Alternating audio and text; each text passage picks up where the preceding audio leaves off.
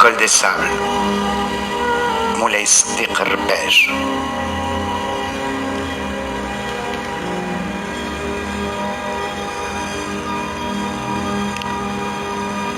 Le sac contenant le registre de la formation, quelques romans et peu de vêtements ne gênent pas ma marche.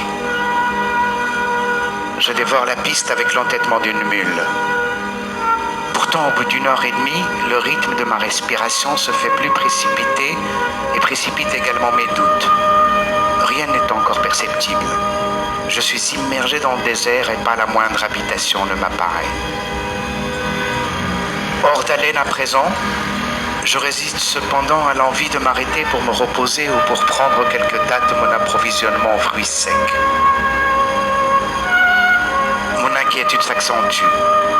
J'éprouve le sentiment de celui qui marcherait avec assurance vers sa propre fin. Mais je résiste à toutes les méchantes pensées qui traversent mon esprit et poursuis ma route plus tranquillement. La colline qui surgit en face de moi, comme un îlot en plein océan, m'oblige à rassembler le reste de mes forces et l'envie de contempler le douar que je chercherai depuis son sommet me redonne de l'énergie. Haletant,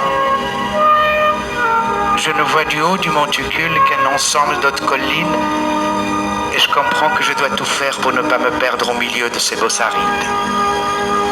La peur s'ajoute au sentiment de défi pour faire de moi un infatigable héros du désert.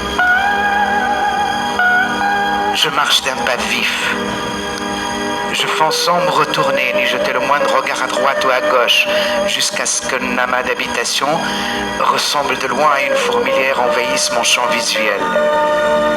Un sentiment de triomphe me gagne et j'éprouve une sensation profonde de soulagement, comme si je venais d'échapper à une fin certaine. Je m'arrête alors pour contempler le paysage. Sous un soleil brûlant, je considère l'immensité de la région et réalise que le monde est plus vaste que je le croyais. Je décide de poursuivre la trotte avec le visage en pourpre et les yeux semblables à ceux d'un vieil ivrogne. La sueur se mêle à la poussière pour tracer sur mon front des sillons noirâtres. Mes pieds pèsent des tonnes. Ils n'arrivent plus à supporter mon corps devenu mou. Mon sac si léger m'est devenu un fardeau insupportable. Pourtant, je marche.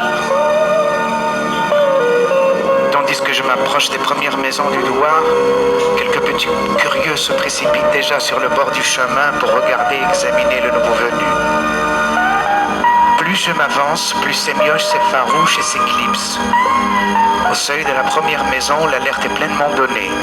Les femmes et les filles entrebâillent les portes pour lancer des regards indiscrets. J'avance et m'enfonce dans le village tout en regardant à droite et à gauche. Sur ces masses rocheuses, j'aperçois 3 corps inertes exposés au soleil tels des plaques solaires. J'avance, mais à chaque pas dans ce bled, mon cœur perd un peu de son volume. Tous les horizons comme à ouvert dans le centre de formation se referment maintenant. Cette maudite instruction me paraît pour l'heure un outil devant me servir à creuser ma tombe. Subitement, comme je me suis retourné pour observer l'unique maison au béton du douar, mon regard a été attiré par un groupe d'hommes, la plupart vêtus de burnous noirs laissant apparaître des djellabas blanches ou grises. Les jeunes portent des vêtements modernes mais sales et usés. Je m'adresse à l'un d'eux en le saluant « Salam alaikum ».